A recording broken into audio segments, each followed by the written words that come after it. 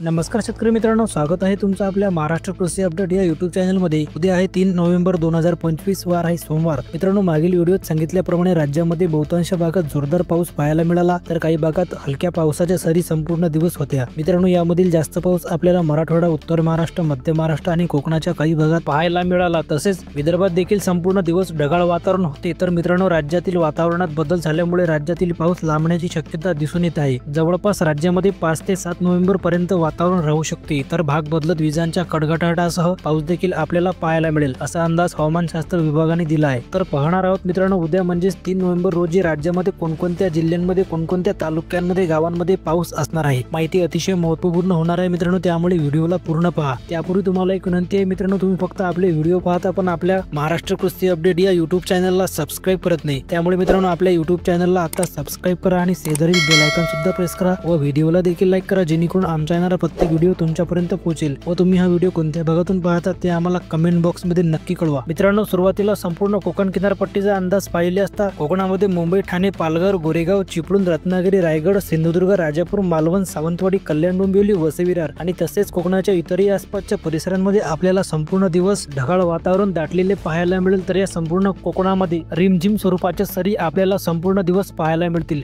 मात्र यातील रत्नागिरी, मुंबई आणि पालघर या संपूर्ण परिसरात पावसाचा जोर जास्त राहणार आहे। त्याचप्रमाणे मित्रांनो, मध्य महाराष्ट्राच्या काही भागात पुणे, खेड, सासवड, सातारा, कराड, कोल्हापूर या आसपासच्या भागात दुपारपर्यंत ढगाळ वातावरण राहील, तर दुपारनंतर या भागात सुद्धा जोरदार पाऊस आपल्याला पाहायला मिळू शकतो। मात्र सांगली, सोलापूर, पंढरपूर, कुची, जत, विटा, मायनी, फलटण, इंदापूर, करमाळा, कर्जत, बारामती, दौंड, अहिल्यानगर व तसेच मित्रांनो इतरही आसपासच्या परिसरात दुपारनंतर हलका ते मध्यम स्वरूपाचा पाऊस यातील बहुतांश भागात असणार आहे। तर दुपारपर्यंत काही भागात तापमान देखील पाहायला मिळू शकते। मित्रांनो, यामध्ये जिल्ह्याचा उल्लेख झाला म्हणजे त्या भागातील आसपासच्या परिसराचा देखील यात समावेश झालेला आहे। तसेच वातावरणात वेळोवेळी बदल होत असतो, त्यासाठी वेळोवेळी अपडेट घेणे महत्त्वाचे आहे। पुढे मराठवाड्यात पाहिले असता मराठवाड्यामध्ये लातूर, नांदेड, परळी, अहमदापूर, माजलगाव, हिंगोली, परभणी, लोणार, उदगीर, धाराशिव व तसेच इतरही आसपासच्या भागात ढगाळ वातावरणासह भाग बदलत मध्यम ते जोरदार पाऊस दुपारनंतर या संपूर्ण परिसरात राहू शकते। मात्र यातील काही भागात दुपारपर्यंत तापमान देखील पाहायला मिळेल। तर छत्रपती संभाजीनगर, जालना, बीड, देऊळगाव, राजा, गेवराई, सिल्लोड, वैजापूर या भागात वातावरण ढगाळ राहणार आहे, तर काही भागात सूर्यदर्शन देखील पाहायला मिळेल। मित्रांनो,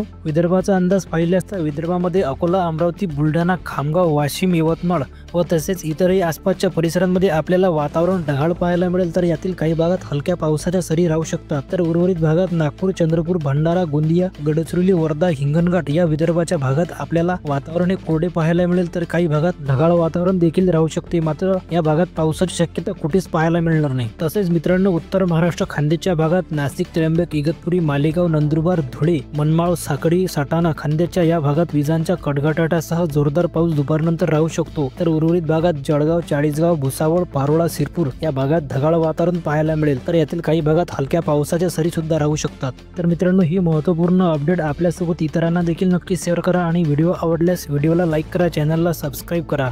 धन्यवाद।